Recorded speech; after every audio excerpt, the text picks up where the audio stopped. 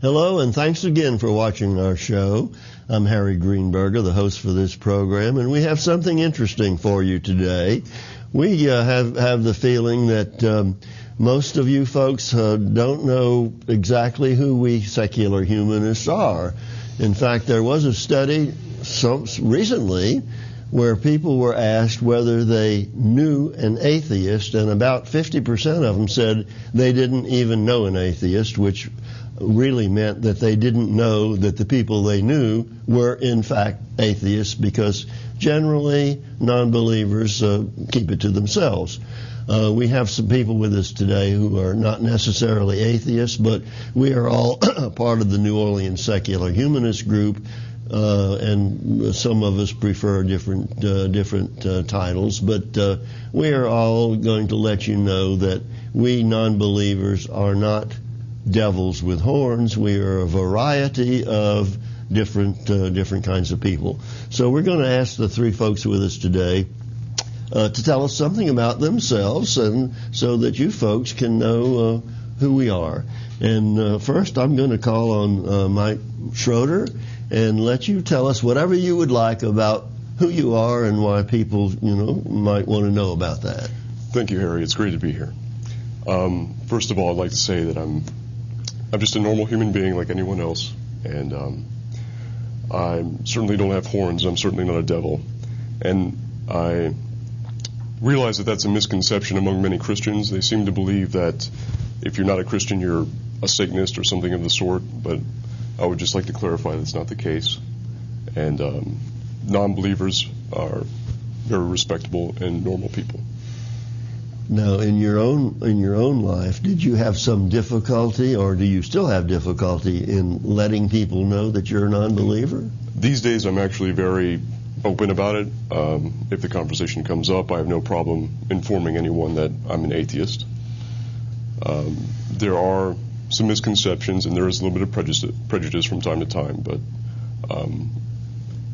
in general, I have no problems. Were you, like most people, originally raised in a religious background, and if so, how and when did you move away from that? Absolutely, Harry. I was born into a religious home. My mother and father were Southern Baptists, and it was in my early teenage years that I began to have my first doubts, and that led me to perform my own research, and eventually I came to the conclusion that there was no God, and I identified myself as an atheist.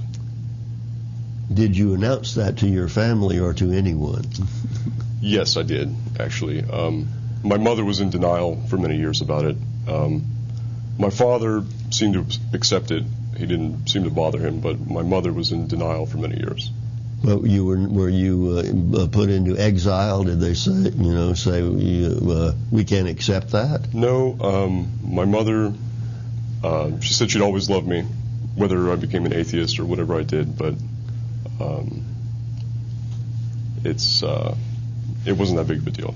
And this was in your teenage years. How about your friends? So did you tell them how you felt? As a young boy, the conversation never really came up. It didn't seem to be important to my friends what my religious views were.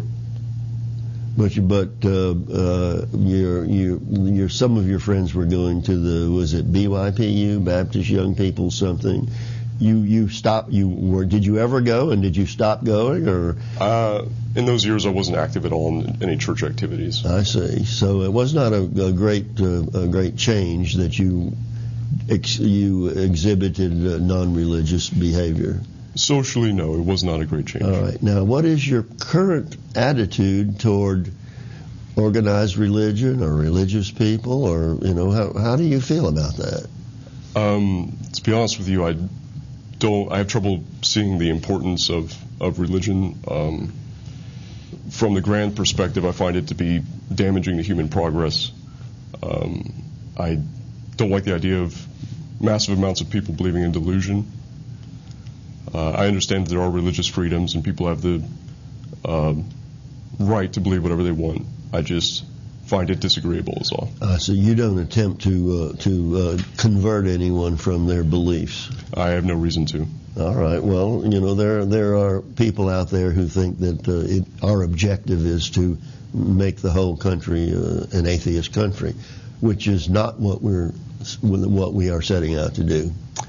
All right. Well, why don't we just now ask Ricky if he wants to tell us about who he is? Oh, well, thanks for having me on the show. I guess in the mid-'80s, one day I just sort of woke up and decided that Christianity and religion was just not true. And so I just sort of gave it up. Just sort of one day.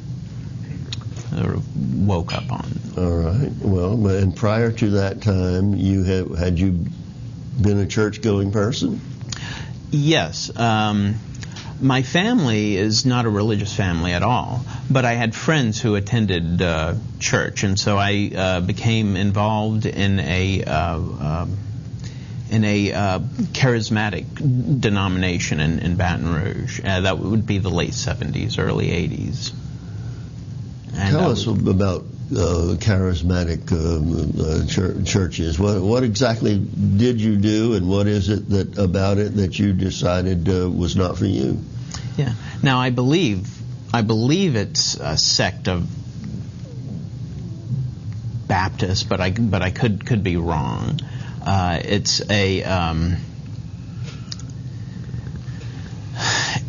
fundamentalist Christian sect, and I'm not quite sure what all of their dogma is, but I know that I always had trouble believing in lots of it. Like, they were strong supporters of Jerry Falwell and the moral majority and things like that, and I could never swallow that. And so I would wear pins to church that would say moral majority is neither, and such. And so there was always problems with that. But as fundamentalists, they also accepted every word in the Old Testament as being true, including the Garden of Eden story and the rest of it. Was that your impression? It really depends on the individual.